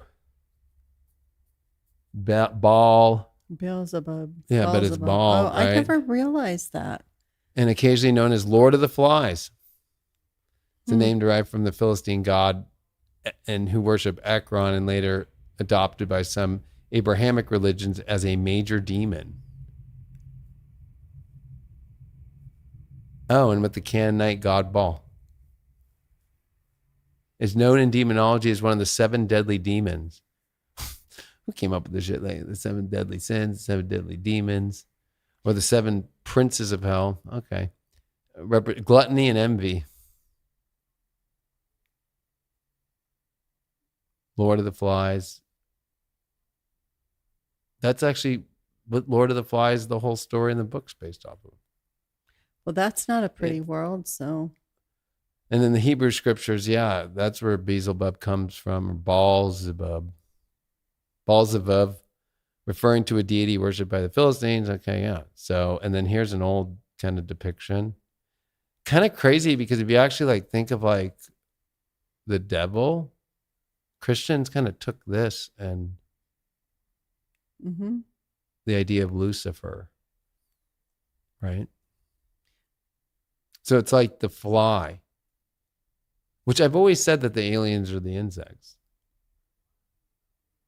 The praying mantises especially. Yeah. But because if you think the Egyptians, those aren't birds, those are insect wings on Isis. That's been confirmed recently too. So it's like everything's about insects, and the insects are everywhere. And they're the only other species that kill the queen and steal all the goods, or seduce or poison another species to build their own and eat the young of the others. It's pretty gnarly, the insect world. Interesting. But to me, I think that's kind of the doorway that we're opening into here, is that there's a lot of dark shit to all these religions because they're all connected to this. And the interesting part is that all throughout the Old Testament, it talks about stop praising Baal. There's only one God, right? That comes through the whole Old Testament. And then it still emerges, right? And that what I think of is it must have given it so much notoriety. It must have always been such a god or demon or whatever you want to call it that would not go away for years and years, because I was just looking up, what was the earliest. Oh, wow. I'm not going to act like I know about this, about Beelzebub, but there it is, Satan and Beelzebub. And this is when Christianity and the Christian Bible starts bringing it out and accused Jesus Christ of driving out demons by the power of using Beelzebub. The scribes accused Jesus Christ of driving out demons by the power of Beelzebub, the prince of demons. Wait, it says that he said that, or he said the people? No, that's the scripture. Wait, what does it say right after it? Hold on. Get back to that. But I told you, like, when I looked at the older picture, I'm like, this is where they get the idea of Lucifer. Let's make him look like that. Right? If we're going to make Jesus, we got to make Lucifer. So it says in Mark 3:22. Let's read that. I want to read that. Every kingdom divided against itself. We're going to read we'll do the King James version. Okay. He was all about demonology, so. Yes. And the scribes which came down from Jerusalem said, he hath Beelzebub, and by the prince of the devils casteth he out devils. And the scribes which came down from Jerusalem said, who is he? So the scribes are accusing Jesus of having Beelzebub? Mark 3. So, and he entered again into the synagogue, and there was a man there which had withered hand. And I see. Yeah.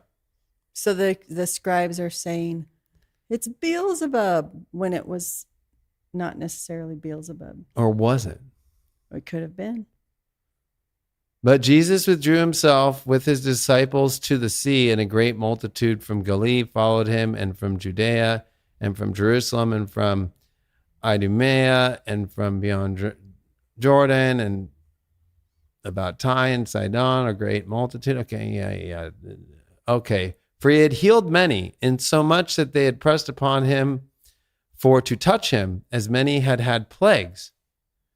And unclean spirits, when they saw him, fell down before him and cried, saying, Thou art their Son of God. And he straitly charged them that they should not make him known. So are they really going into that? Okay, here it is. And so okay. And when his friends have heard of it, they went out to lay hold on him, for they said, he is beside himself. And the scribes, which came down from Jerusalem, said, so the Jews came down. Well, he was Jewish too. So. Right, but the scribes would have been the elder, like rabbis, right? That were know-it-all. So the one who knew it all. That said that he had Beelzebub, and that he had been taken over by the prince of the devils, he out devils. And he called them unto him and said unto them in parables, how can Satan cast out Satan? And if a kingdom be divided against itself, that cannot stand. That sounds like Abraham Lincoln. Well, I was going to say though, but that sounds like Paul. Or if a house be divided against itself, the house cannot stand. And if Satan rise up against himself and be divided, he cannot stand, but hath an end. Oh boy. This is going to get messy. Yeah, because, like if you read through the whole passage, I know this is like one of the most famous passages about Jesus there is, in my opinion. Well, yeah, and I'm sure it has a lot of other allegories and connections. It has many meanings, right? But if you just read it on the surface, what he's saying is, what he's trying to say is, you don't need all of that, right? And how can Satan cast out Satan or whatever? But what people are going to read when they read through it is, there's Beelzebub, there's Satan, this is the power. Do you know what I'm saying? It's just really interesting to me how the Bible is constantly telling people, here's what things aren't. And by telling people what they aren't, you're teaching people about the things that you're saying you want to get rid of. And so it keeps things like Baal alive. Well, what makes no sense to me is why would Iran bomb Israel when Israel and the Jews don't like Baal so much, right? They don't like the Philistines, and they're the ones trying to say that you're an unclean soul. You have Baal in you. Well, that's the Old Testament or whatever. But that doesn't change in the Jerusalem world and in Judaism. They still believe all that stuff. Well, people say they believe a lot of things, and they don't really, and then they're burning Baal. that. So wouldn't they be on the same team? That's what makes no fucking sense to me. Or maybe they're acting the show and then getting the Christians in to fuck them over. Maybe. But I mean, the thing is that all these things are practices and rituals, and just we're going to burn this statue. And when I saw that, I actually was thinking, why are they burning it to invoke Baal? But then I realized, okay, no, they're burning it because Baal represents all of the things about the Western powers that are bad. But everybody is saying they believe particular things, but behaving in ways that are total opposite, right? So I just have a weird thing. They're burning Baal because the Iranians could see what's been going on. And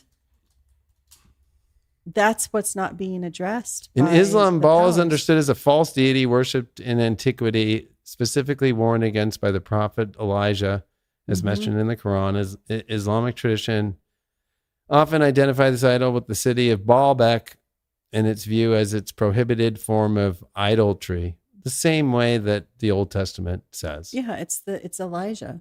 Yeah. But then the same prophet. Christianity moves to use that as the same thing, but they use it and they put it on the Roman deities and gods. Mm-hmm. Well, all I can tell you is that what I see in these periods of time in history is there are a lot of people professing to believe things and they aren't actually living in the way they say they believe. And there's a lot of convenient beliefs to justify actions. So there's a prohibition in the Muslim and the Islam strictly forbids the worship of any entity other than Allah. Thus, Baal is regarded as one of the many false gods rejected in Islamic theology. But I guess you don't praise the Ayatollah then. The same way that you're supposed to only praise Jesus, but yep, all these people praise the Pope.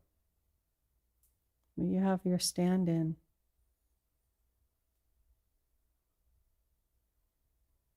A Muslim showed me this to prove Christian God is Baal, some crazy Reddit. But that might not be too crazy, because that's what I've been saying, is that the whole idea of Jesus actually, the Jupiter story of and all God, that. right? Like, wouldn't it be Jupiter? It's Jupiter because Jupiter was Jehovah. Zeus. And so they had to, the only way that people would believe at the Council of Nicaea that Jesus was a god was to make him a god. They never thought of him as a god. They thought of him as a human being who healed people. They didn't think of him as a god.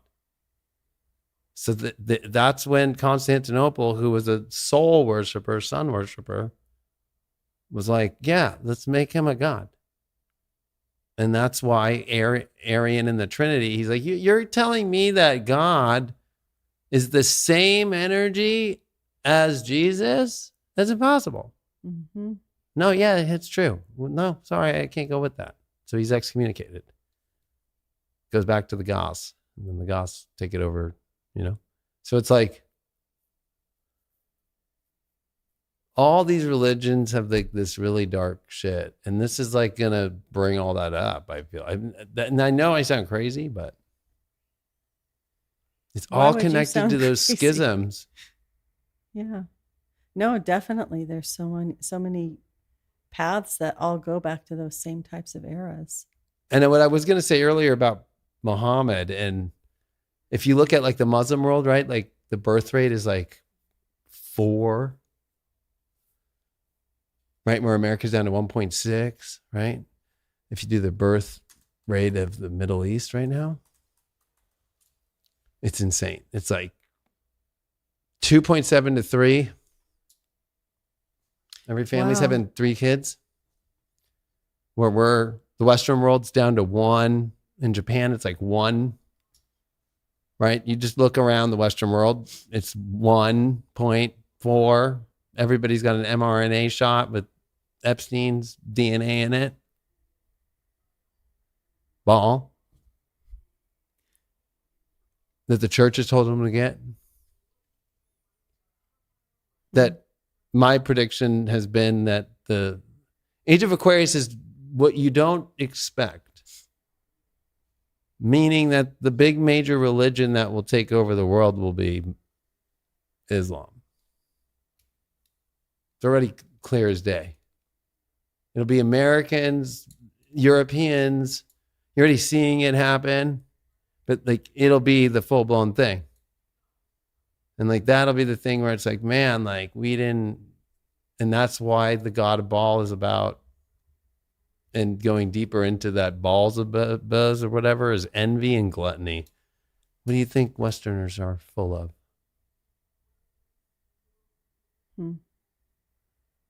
So I think that by the time Pluto reaches 27 Aquarius, then the return of Muhammad is the return of like the vision of Muhammad. Now, I'm not Islamic and I'm not promoting it. I'm an astrologer, but like the West will lose. Well, we didn't look at Chinese astrology, right? So I wonder if China will there's- lose too. Yeah. Nobody ever holds Asia up. Only the Mongolian Empire areas, like down south, that area is contested. And We did look at the time of the Mongols, I remember in an episode, or we looked at Genghis Khan. But I remember at that time, I don't know if it was on a show or if it was just talking around the studio or what, but I remember you bringing up Epstein and his shots like way back when. I did. And because we were talking about Genghis Khan and how you can trace so much DNA in the world back to Genghis Khan. Yeah, right? and it's after Genghis Khan that the plagues show up, right? The Mongolian Empire splits into the gangs or tribes of different leaders, and it's those leaders that then 100 years later go in and start throwing the bodies over. So it's all connected to that. So I in that astrology we've just been seeing playing out. So it's almost like it's led to this now. Mm-hmm. But the fertility rate used to be 6.2 in 1980. Isn't that crazy? So, but they're keeping a steady 3. If you just do this for the what, like I'll just do this for Europe, right? Like Europe birth rate right now, 1.3 to 1.4. Look at Malta, 1.11. Spain, 1.1. Italy, 1.2. America's is like 1.6 now. The lowest it's been in its history of the 250 years, 1.6. Well below the 2.1 replacement rate. So this is the West desperately trying to end all that and trying to put control on that.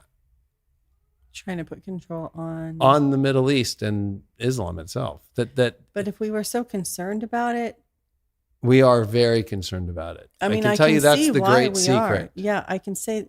See, I remember you talking about this issue as well. That the issue that is underlying a lot of concerns would be about people, right? And So, you yeah. talked about babies. I don't know when that Well, was. look at what the 4 West were years ago or doing. something. We're eating. But on the same time, they're like, eating babies. I They're know. pedophilia is like normal. Last week they put it out like, forgot what cover, what magazine. Like pedophilia is just a. I didn't see that. Oh yeah. So it's ball everywhere. But yeah, so on one hand, you've got all these people who are sick enough to consume babies, and you've got that whole thing that just happened. And so, of course, you're going to have the ball statues in other parts of the world. But then you've got the people who are fighting because our birth rate is too low.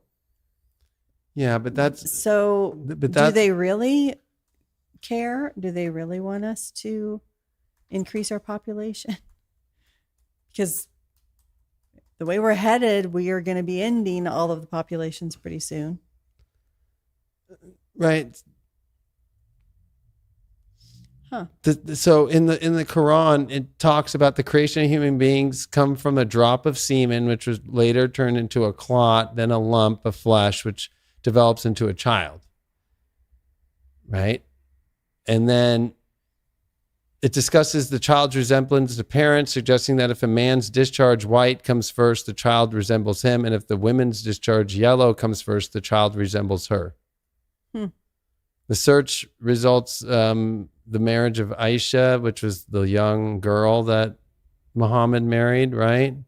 With a reference stating that such marriages with young girls were common. Of course, Reddit and everything, Google's going to be like, I don't want to go into that.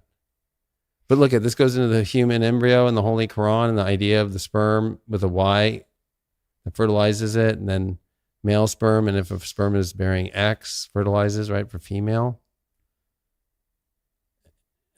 What's kind of crazy though is that like there's both sides are weird, because like if you go into there in the Middle East, I'm going to just show people this, I don't care. the Middle East, they're dressing young boys as girls, and then selling kids, right? The dancing boys of Afghanistan, right? So like these rich Middle Eastern, I guess you would call them the billionaires of like the West, but in the Middle East, the rich guys, they're buying these like poor kids, dressing them up and having them dance, and like, hey, Allah had a young one. I mean, Muhammad had a young one.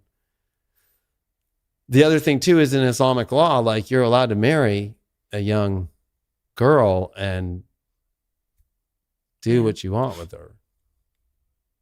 So like then there's this whole Piscean thing of like people kind of like under the guise like, well, I guess, yeah, Muhammad's the way, or like, you know, Allah and Muslim is the way, because look at all the Baal worship, look at what the West is doing, and it's falling apart. And that's where then people kind of think, well, maybe that's the way, and none of them are the way. That's the weird thing, because they all are doing the same thing, just in different ways. So there's always the excuse of like, well, Muhammad's semen like turned into the flesh. Like,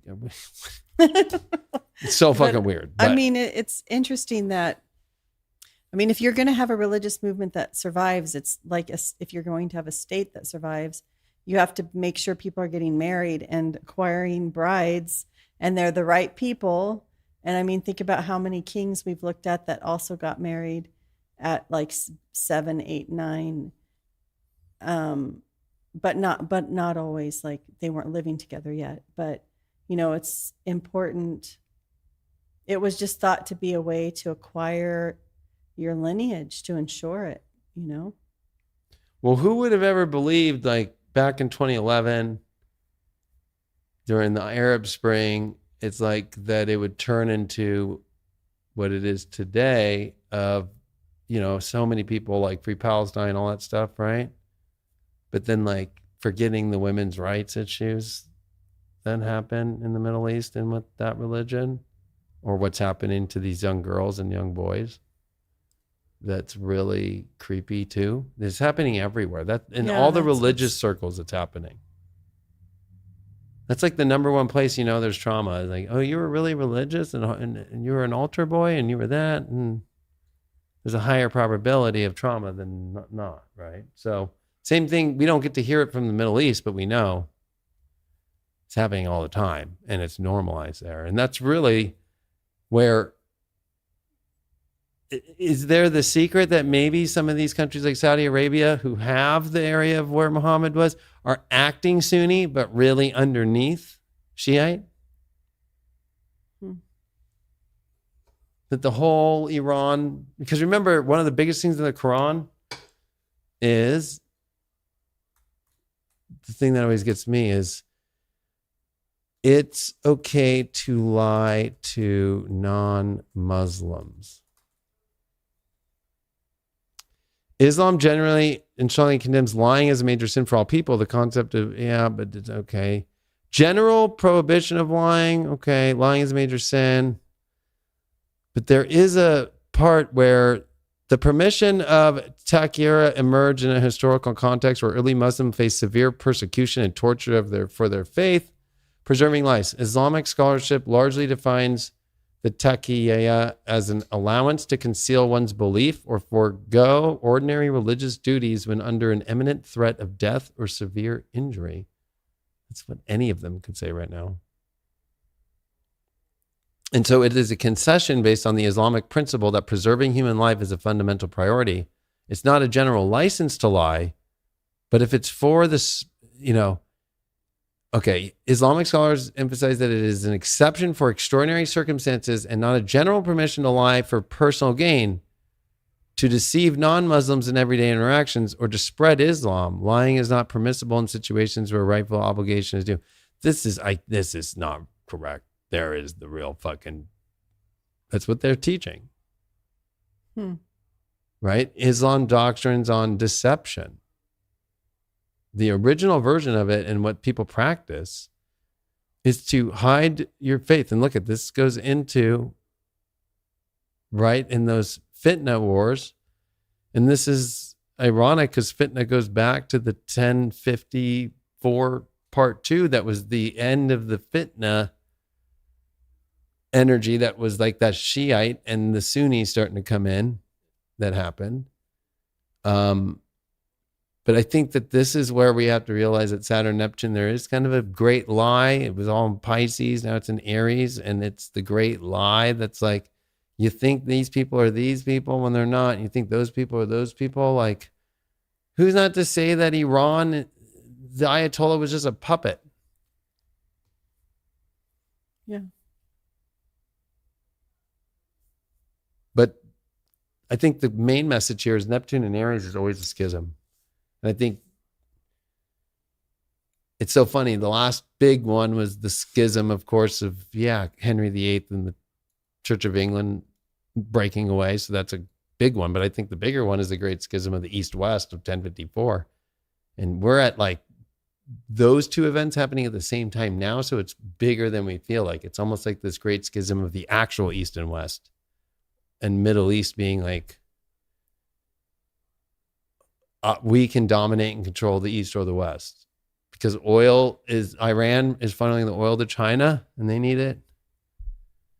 Right. And then the money from all that oil has been invested in all of the tech stuff. That's all the data centers everywhere. And the biggest data centers are going into Saudi Arabia. That was the deal that Trump made at the beginning of last year. Right. Mm-hmm. And in the Matrix, the cartoon, the Resurgence or whatever one it is, I forgot what the cartoon version is. That's actually where the AI becomes the robots that build themselves, and then they form their own little area of where Iran and Iraq is today, and the world goes against them, and then that's how the Great War kills the humans. Yeah, so I wonder, in that Great War, do the AI robots come up with their own martyrs and religious beliefs and all of that? Yeah, they do, because the first robots get killed by all the humans because some of them failed. So all the humans just kill them all, but some of the technology survived, and then they just go into their own area in the Middle East, kind of like in a data center, and just start creating all their own Ballsbees, right? I like Ballsby. Cartoon. What's the name of the cartoon movie? Oh, the Animatrix. I can show you the. So they really do. Yeah. So in the second, it's called the Beelzebubs? Second Renaissance. Following Okay. the rest of mankind's refusal to share the planet with the sentient machines, the UN lashes out on an all-out nuclear bombardment against 01 in 2148. Mm-hmm. Devastating the whole nation, but failing to destroy its inhabitants, as the machine, unlike their former masters, were much less harmed by the radiation and heat. So right before that, there's this area called 01, and there's two ambassadors of the UN, and they're robots, and they come and they request the admission to the State of the United Nations to peacefully solve the crisis, but their application is rejected, and the world nations agree to start the blockade on 01. And so they go into the cradle of the civilization, Mesopotamia, specifically in the open desert. Their new nation is 01, a reference to 01, like computers, the numerals and the binary notion. And the following concept of the technological singularity, its technological sophistication increases exponentially. The machines begin to produce efficient, highly advanced artificial intelligence that finds itself in facets of a global consumer products, furthering bolstering the fledgling nation's economy. In contrast to ruling human nations, economies suffer severely. Eventually, the entire global industrial base becomes concentrated in 01, leading to a global stock market crash. So then basically, the machines own everything and they have the power. And so the humans try to stop that, and then they call it Operation Darkstorm. And this is the idea that we're going to nuke the skies and kill all of them and use EMPs, right? Particle beam weapons. What are we using right now? So we're right there. neutron bombs, rocket military, and super soldiers. But with the sun perpetually blocked, mankind relentlessly counterattacks the machines using shock and awe tactics. That's what we do in our wars, right? And the onslaught gradually stalls, however, as 01 deploys new and advanced models of robots no longer built in the image of their former human masters, but resembling the anthropod, right? Insects. The cephalopod, so the other sentient beings on this planet of the Matrix films. The machines also begin using conscious human prisoners of war to power up their armies, armed with this new and almost limitless power source. That's why you always see they stick their the sentinels always stick their nose like if they were a bee or if they were a mosquito and suck the blood out. So the whole ball thing is connected to the robots. When was this written? Is it the same person as the Terminator, or yeah. You did say that before, right? Yeah, I mean, they kind of jacked her work, but so 2003 animated. Yeah, this came out after. Remember, they released 2 and 3 the same year. I mean, how much of that sounds like all the stuff going on right now? That's what I'm telling you, is that nobody following this script. Nobody's paying attention at all. They're getting lost in the whole. There's a big lie happening. In many ways, like then we're testing nuclear bombs again, and then there was a weird thing. It's like they're clearing out the space to go put the fucking data centers where they're going to let Basel off or whatever the fuck be with the turn the AI on, start creating little sentinels. So the machines achieve a total victory, though only after a heavy cost and leaving them overlords of a burnt out, destroyed husk of a world. With the war ended, they turned to the defeated remaining humans, refining the technology from their bioelectric tanks to build massive power plants in which humans are essentially turned into living batteries to keep the prisoners sedated. The machines create this computer-generated virtual reality of the Matrix, feeding the virtual world straight from its prisoners' brains and erasing all the memories of their former lives, thus creating the first Matrix prototype. The program is cis, and it goes into a girl, and you can understand the program, which is kind of crazy. Then there's like this guy who's plugged in and he wins a world record, but then he kind of has a wake up. They like push him to the limit. There's a kid's story. This shit gets really crazy. The detective story, Alice in Wonderland, and they go into Lewis Carroll's Alice in Wonderland. But the end of it, the final flight of Osiris, how funny. That's even more connected to ball stuff too. Yeah. So I think that's where we're at. I know that might scare people, but if you actually like just think of that bumblebee or whatever, and you think of a sentinel in the Matrix, right? That's a sentinel in the Matrix, right? Wow. Okay. That they are like insects, but then where was that thing we had? And how weird that the humans go to Zion. So that means that Zion they go to the Holy Land to hide underground in the tunnels. Yeah, okay, that's what it is. I mean, tunnels. I had known there were all those tunnels same in Zion words used, even the name of Trinity, right? But I never actually knew all of this, so I'm going to have to go watch it. Or is this No, yeah, you watch something you read? No, it's only like, I mean, all the stories are, some of them are like, the first like 2 of them are really the whole thing, and that's the first 20 minutes. So, but most people never watch this. But the Matrix told you to watch these, but because that's like, you want to know how the machine war started. They didn't put that in the movie. Put it in this movie, the animated one. Mm-hmm. But the Buzzle, what is it called? The balls. Are you talking about Beelzebub or Beelzeball? Is what it says. Beelzeball. Beelzebub, right? That is the Sentinels. All right, we're going to have to talk about this book. I know. I'm going to have to get that book because I'm like, that's actually like. right? So if you even think about when you are in the pod, right? They have all those little legs. They go around your pod to get you out. And then what do? They have that little sucker go. Gross. It's all connected, and nobody's gonna pay attention. No, everybody's gonna be like, no, you're crazy. But that's what's happening. And so that's going to be what the beginning of the ET shit's going to be, is probably going to be like, it's the insects. Wait, what? If you think about it, we're trying to look like insects. So people do kind of look like.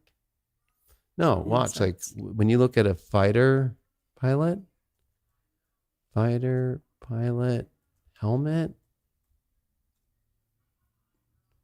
with like, okay, look at, everybody's trying to look like a fucking insect.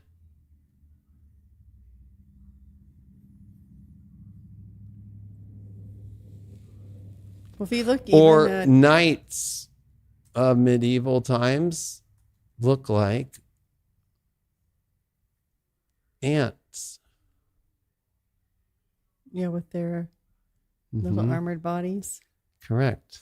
Well, what about if you look at the soldiers from World War I with the gas masks on? Yeah, that's actually what you see in the Matrix movies as they're fighting, is because they nuke the skies, they all have to have masks with the tubes on. Yeah. And they think they're going to win, but they die. And that's when the machines just start going, well, everything's dead here, but these guys are alive. Jack, and hook you up.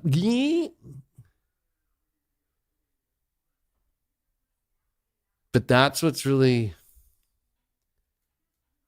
Then that actually connects with Mecca and the cube. Is that, like, if you think, I'm going to just, this will be the last thing. All right. The cube of Mecca and everybody that goes around it, right? It's like how flies go to the light and just start spinning around, and look at that at night.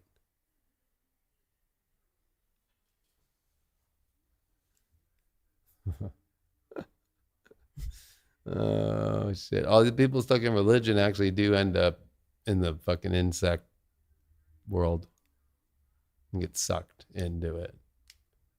Whether it's winged, do you think those angel wings are bird wings? Those are insect wings. We need to investigate all of that more. That's the only way to stop this whole thing from happening, is to leave the religions. But I know people won't listen, but yeah. Because that's what everybody's doing right there. Bzzz, look at this light. What are we doing here? I have no idea. Well, they were programmed, like when you learn about insects, right? Like I remember learning, I think we had an ant farm and you could see the ants through the thing. And then I remember seeing the beehive or the bee things too with glass. But you learn, because I remember one of the things being, how do they know to go get the food and bring it back to the queen ant? Oh, right. You know? And it's just like, well, they're programmed that way from birth. So it's like the way we even understand insects is the way that you're being programmed with your belief, with particular beliefs, whether it's religious or whatever it is. Or Moses, right, stretches his hand off with the staff to the sky to initiate divine plagues upon Egypt. That's why I told people, I'm like, this whole thing is not a virus, but it's from the sky, or it's mosquito or whatever. Right? And the plague of hail, right? The plague of boils, the plague of darkness stretches his hand, the thick darkness over Egypt for 3 days, where the Israelites had light. Then there's like this whole thing that came out of the sky, Moses. It's like I forgot what it was called. It was like a big... Not the locusts? Or you already said No, that? it's like it's kind of like Mecca has their cube, but Moses, there was this big thing that fell. The Ark of the Covenant? No, out of the sky. Sorry, I don't know my Bible well enough. Based on the book of Exodus, the big thing that fell out of the sky at Moses' command was a massive plague of hail and fire, which ruined crops and livestock. Okay. So, like, are we sure it's like, it's not an alien thing, right?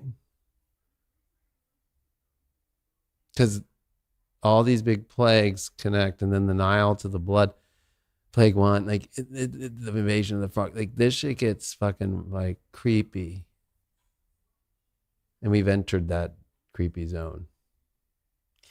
But if things are creepy, that means more people would be liable to follow a religion, right? Or correct. That's what they're going to. That's hereditary. It's built in their genes. Okay, you got to be the cycle breaker. Because if you think about all the people who like kind of do cycle break, like pilgrims, it's the ones that do it, but then they go, well, we're not following that religion anymore. Or Martin Luther, or, you know, you just like, you looked at even John, or what's his name, from the Mormons. Oh, not Jonathan Smith. I always, is it Smith? Yeah, or whatever his Brigham name is. Young. I don't know. No, Brigham Young's later after he's killed, but all of them leave. But then they set up something else. Yeah, but it's always stuff that's smaller. And then maybe later it takes on forms. But yeah, I just think running towards the same direction, the big stuff, that's what most people do, is the big stuff. So that's like the hive. So don't go to the hive. But if it's like a local utopian community, that's okay. I mean, it's okay if it's like a group of people that go off to do something. But in general, you're saying, is it Neptune and Aries in particular, or you're just saying, you know, now we're turning into? I think it's all the big outer planets and where they're at, and then this crazy alignment this summer, and then the Jupiter opposite Pluto to me is the craziest part of it all, because that's going to bring up Jupiter Pluto and Capricorn in 2020. And so there was a hidden part of the agenda and the belief system. And so that belief system, we're going to come to a head to it, and people are going to either be fired up against it or be like, well, I don't want to be out of compliance with what everybody else is doing. You know, that's going to come up really intense with that Leo energy and the South Node being there. So there's a karmic religious, like, acting like kings or gods when they're not too. So it's going to get scary. So when is that again? That's July. Okay. But it gets big into August. It's going to get weird. So the sun will be also making an opposition. Yeah, and the South Node and the eclipse in Leo. And yeah, not going to be easy. That'll be fun. But we're in. So to me, I think 1054 is relevant because it's the Great Schism. I think 1533, as we've covered so many times, is covered that 9 times out of 10. I think 2011 though is and 2010 is relevant for people because that was Saturn coming into Libra, and now we're Saturn in Aries, and it was Jupiter Uranus 0 degrees and 1 degrees of Aries where they met, and then went back into Pisces like we just saw with Saturn and Neptune. Came back in 2011, and so we're at that comeback moment. And it was also Venus retrograde in Scorpio that year, 2010. We're having that this year. If that'll be my true ending, is the repetition. So if you just go to right now and you go, okay, so let's go to the Jupiter opposite Pluto for a sec. Jupiter opposite Pluto. So that happens July 20th, right? And that's July 19th is when all the planets are basically exact in sextile and trines in opposition. The outer planets, right? Uranus at 4, Neptune at 4, Pluto at 4, Jupiter at 4. So that's Jupiter exactly opposing Pluto at that same time too. And so, you know, that whole last time that happened with Pluto in Aquarius, Neptune in Aries, and then we've never seen this whole alignment. So nothing can compare to this, but you're adding 1054, you're adding 1533. You're adding multiple of everything. And so it's all coming to this like extreme point. And this is kind of where, the Ayatollah turns out to be a fucking, a bee or a fucking fly. And the president turns out to be a fucking, octopus, like a locust. Oh. Like, it's just like, what, and that's actually what's been behind it all. And the North Node at 0 of Pisces too. Yeah, that's what's really crazy. That week is going to be insane. July 20th through August 12th. And then Pluto goes out of bounds August 12th. So, and we have the eclipses that are coming in there. And that's going to be where I know there's a lot of good, but it's for those that can see the doorway out. But by then the world will be at massive war and be Buzzlebee and weird shit going on. But America will be in World War III by then. And all of Europe and China. What I'm ready for is my big prediction was, as I've said, March 15th, the beginning of the war, and then realizing what, and then by the time that we get to April 15th, there's no going back. We're in this thing that we can't ever come back from. And we're just weeks away from that. The Ides of March from Julius Caesar. Yeah. The Ides of March. Beware the Ides of March. But this is like your get out of jail free card if you know how to portal jump through this shit. This is not for the... You have to remember trines and sextiles and all this energy, it can move the energy and there's no breaks. So it could this is going to go out for hundreds of years, right? Thousands energetically. If it's pushed in the wrong direction.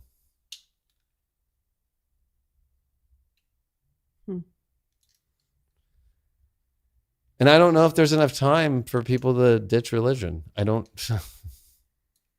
Maybe that's why Trump threw out the whole, alien thing to help that. I don't know. To help people not leave religion? Fall for it? Because what was I seeing where, through this he's been becoming more religious? I mean, it seems that way, but he's not really. Like he was asked on Air Force One like 3 weeks ago, like, you think everybody's praising you for something and like you're gonna go to heaven? He's like, me go to heaven? Yeah, right. Right? Or some people think that he could say that he converted to Judaism in 2017. Whatever it is, there's something off about him. It's a South Node in Sag. She's not gonna stay religious, or it's like how he gets everybody riled up or gets his base, but that's where he's the big, North Node Gemini, Uranus Gemini. But anyway, we'll end there because I think this is hopefully going to wake people up more to look at this whole thing way out of the mainstream. It ain't about bombs,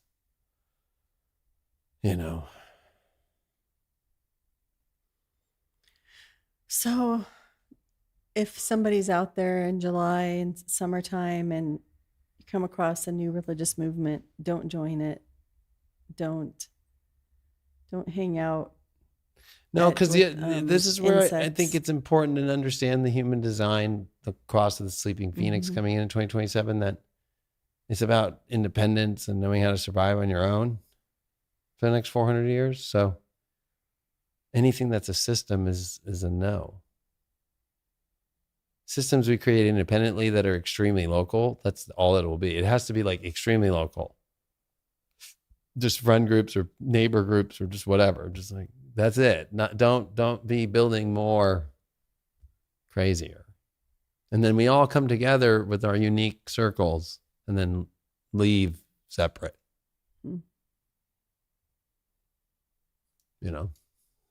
Don't take pilgrimages or... I would stay away from any of the pilgrim sites. I would stay away from Italy. I'd stay away from Mexico. Because you have to remember, Mexico is used to create the Lady of Guadalupe and to help sell the Catholic religion, but their own version to make them feel more comfortable. Like, that's Mother Mary, but it's not. It's the Lady of Guadalupe.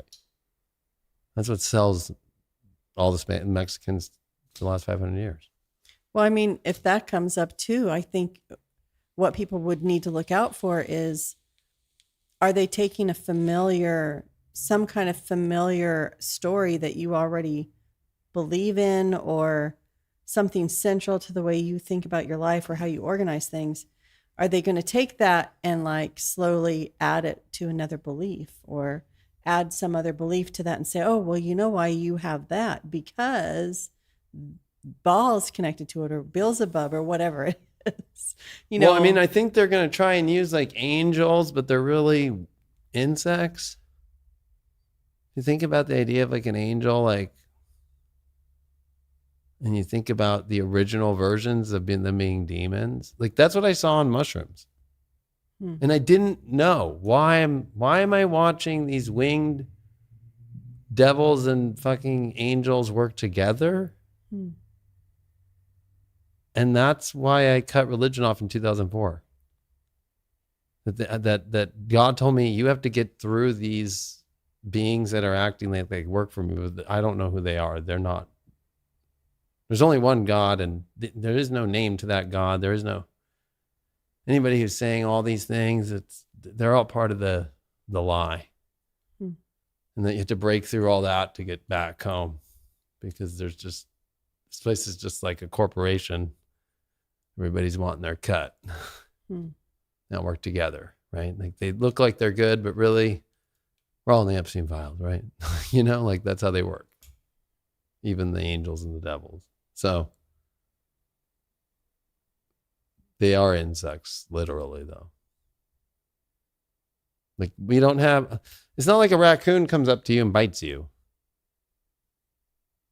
A mosquito will, though. A bee will sting you. And it's poison. And everybody's so worried about reptilians in the reptile form, but the insects kill the reptiles, So that's how the blood of Jurassic Park made, through the amber, whatever. So that's what I think people, I know that might sound crazy, but yeah, people have to wake up that. And what we're seeing too, like when we look up at the sky and all these things, like, oh man, how much is the projection? How much is, are we looking at a mirror? Is the moon a mirror? We're not on an earth, we're on a moon. We're in a bigger ball than we think.